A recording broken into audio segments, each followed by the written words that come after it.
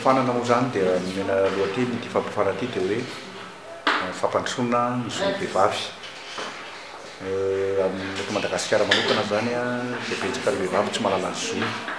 dia miteraka zavatra maromaro izay tsy fahalalana ny zo zay a dia izay no nahatonga zao fampifana zao. Ny fampifana zany a dia ny fampifana iza zany a avy amin'ny gender mix ary tompony tetikasa dia ny UNESCO ny tompony tetikasa faritra eny era Madagasikara no iasany ny tetikasa dia androandro a fampifanana ho an'ny ankizy na tovovavy 5 any amin'ny potony mpamolokalina zany fa ho antsika eto androany zany dia 20 eto tovovavy eto mpianatra ety amin'ny anjerimanontolo ety Ankatso zany hoe étudiante zany fanamolokana koa amin'eto atao hoe miralenta sy ny fampandrosoana zo ny vehivavy izay zany zao fampifana sy voatery hoe mpianatra ety Ankatso fotsiny izy ireo fa za anatin'ny association mba fantatra za satria izy ireo zany mieritriretina hoe manana ho avy ny firenena satria efa ivoaka hianatra izy misy reconnaissance sy maîtrise dia izy mety hitondra firenena ho afara manam-pahaizana azy dia mba hafantarina azy natao hoe inona natao hoe genre na sexe inona natao hoe ohatr'ireo na vehivavy raha tia rivoso a ohatr'ireo raha tia anjara ara-politika inona mieritreritra miatra vehivavy izay no nahatonga safidira manokana 20 zareo zany eto université Antananarivo. Misy vehivavy moa dia hoe raha lalàna no mametraka dia hoe tsisy intsony fanakavahana zany eo amin'ny lafiny asa amin'ny malàna mavaka eo koa no hoe tsy tokony hiaty ao tokantrano intsony ny herisitra mianjady na hoe mifandraiky amin'ny malàna mavaka vehivavy zany dia hoe fanaka malemy dia anaovana herisetra dia ny farany dia hoe tsy fahaizana na tsy fahafantarana inona tsy fahampian'ny fiofanana na formation dia mahatonga ho azy ilay vehivavy tsy haisahana andraikitra ka ampahafantarana azy fa afaka mandraindraikitra izy ary lalàna dia manana mampahery anazy zany sy manamarina azy hoe raha mandraindraikitra izy dia misy lalàna miaro azy dia mbola anatin'ny fiadivana zay zany nampahafantarana le hoe fampandrosoana an'izay zao vehivavy zao. Izy ty moa zany karazana resery sanction ihany sady fikarohana ny avy any amin'ny zareo dia ny avy aty aminay mihinana azy no mino aho fa mety misy toy an'izao fa reo aloha zany no zakany tetikasa zay no amin'ny maha UNESCO anazy moa zany mpianatra no tena sibireny dia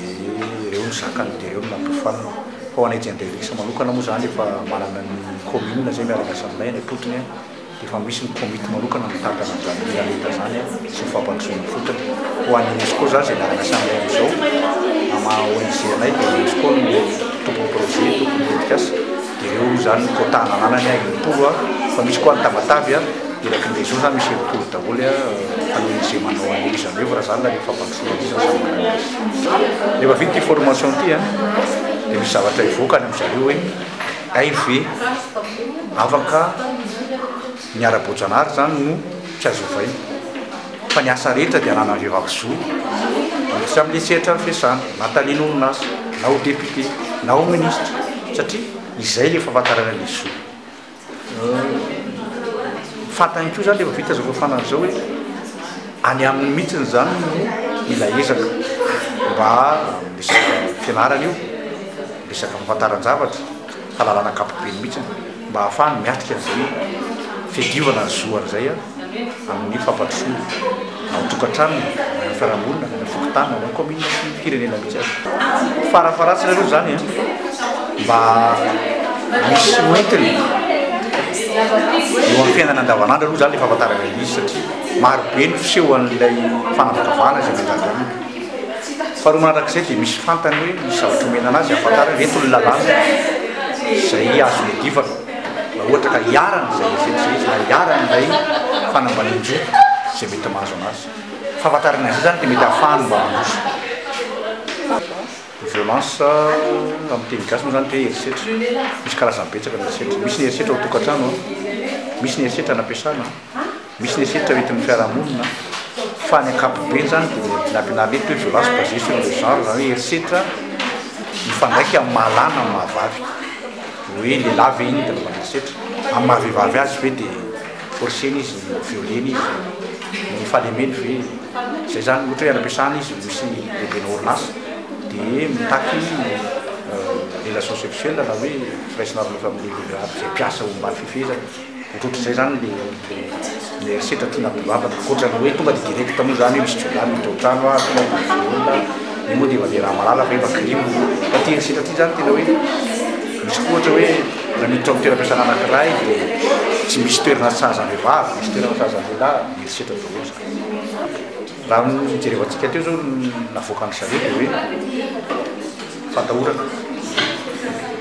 ny fanginana loatra koa eo koa ny